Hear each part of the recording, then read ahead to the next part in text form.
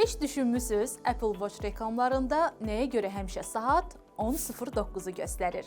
Bunun iPhone-dakı 9:41 ilə heç bir əlaqəsi yoxdur. Məsələni anlamaq üçün böyük saat şirkətlərinin reklamlarına nəzər salmalıyıq.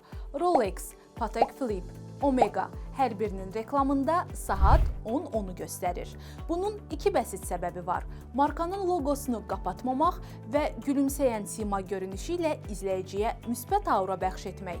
Bütün saat dünyası saatı 10:10-a qurarkən 2015-ci ildə Apple Watch-un ekranlarında 10:09 rəqəmləri göründü. Bu bir mesaj idi. Biz sizdən bir dəqiqə öndəyik. Bununla bitmir.